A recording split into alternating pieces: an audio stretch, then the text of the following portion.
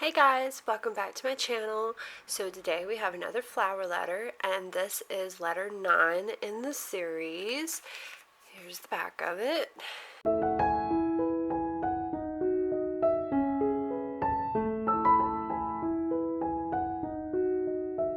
In case you guys don't really know about the flower letter, I know it's been a while since I've kind of told you guys about it. If I've got anybody new that likes the letters, maybe you're curious about it. The letters are $12 a month. You get 2 letters a month plus like a little extra surprise in there, with it. I think that they're beautifully written. I like the story so far. I like that it takes place in the 40s because I do love the 40s style, and I like that it does take place in that. And I also like that, I learned something new. Like in our last letter, we discussed the wedding dress that Audrey had, and it was made out of a parachute. I did Google that. That was a real thing. So we left off in our last letter. They got married and went on their honeymoon to Niagara Falls, and Charlie is supposed to be going off to have his training. So I guess we're going to kind of see how the story is going to progress from here. And how their relationship is going to be. I know they're going to be kind of divided a little bit during the war, so we're going to kind of see. So let's open it up and let's find out.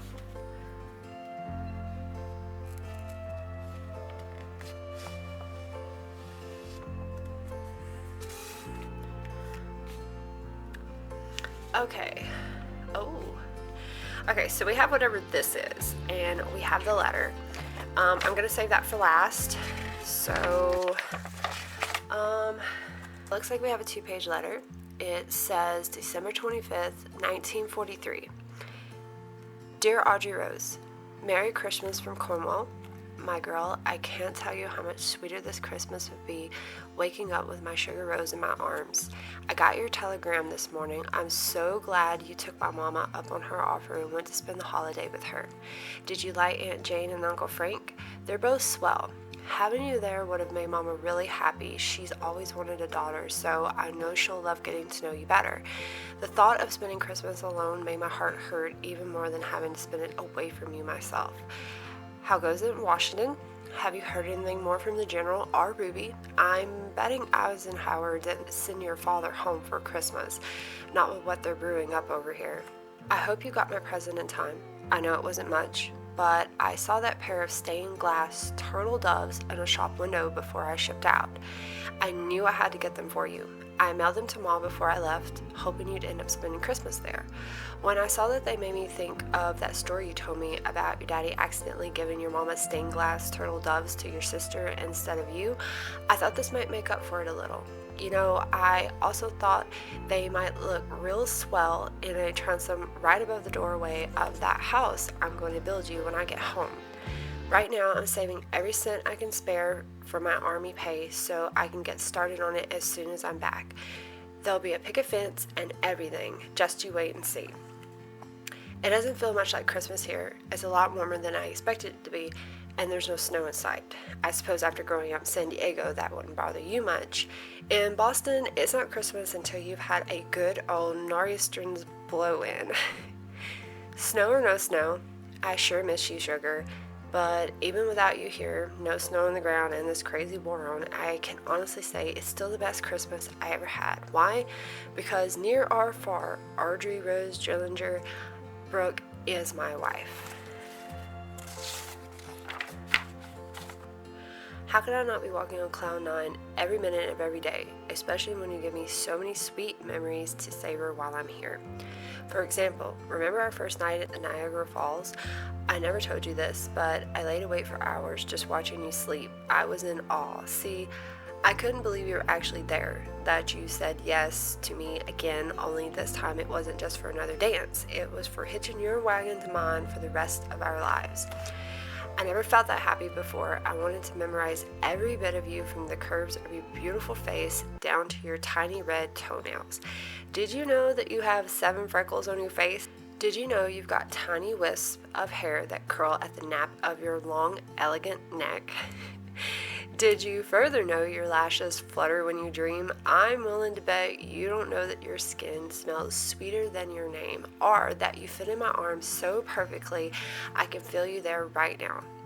Anyway, it was the best night's sleep I ever missed. Right now, even though there are thousands of miles and a great big old ocean between us, I can close my eyes and see you. The moonlight shimmering through your hair like you were some angel made of stardust or something. Geez Louise, I better stop before I start missing you enough to swim that ocean between us.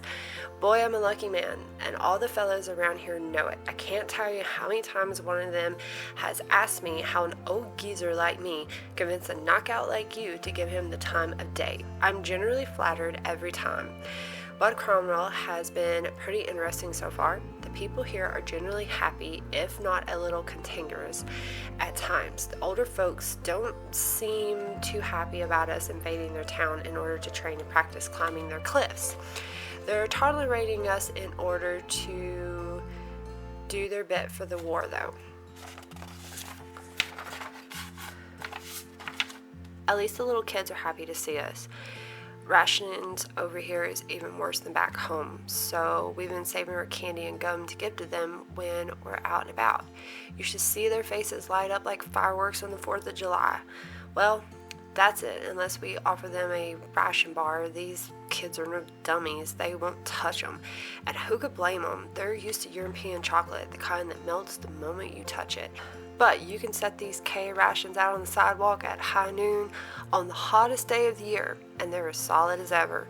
Speaking of kids, the other day, some of the younger hotheads in our battalion got into it with a group of local soldiers.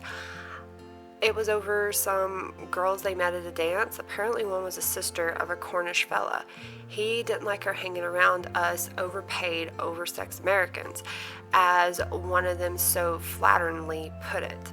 They were ready to start throwing punches, but one of the Brits, another old Mary Block, and a swell fellow by the name of Freddie Fransby, suggested they settle the matter like gents with some good old-fashioned Cornish wrestling. You should have seen our guys before he went up against one of those sturdy Cornish boys. I tried to warn him that these guys are legendary wrestlers, but he just said, "Roll up your flaps, Gramps." I'll tell you what, he sure didn't look as cocky lying on his back with the wind knocked out of him. The food here is pretty interesting too. They've got Cornish pastries and stargazer pie, much too pretty a name for a pie with a bunch of fish heads sticking out of it. There's also my favorite, chiffon buns. I hope I'm saying that right. They're a sort of sweet roll made with raisins or currants or something. We didn't get them often, but when Fairbanks can convince one of the local ladies around here to come bake some for us, it's a real treat. As a matter of fact, yesterday, some of the mamas from the village came up to the base and used our rations to make us a little Yuletide cheer. Almost all of them had a son serving or had lost a soldier already. It was a real nice thing for them to do for us boys. We were all trying our best to hide it, but some of the younger fellows were choking back tears over missing their mamas so much. No one even heckled them. We're all wishing we were home for Christmas this year.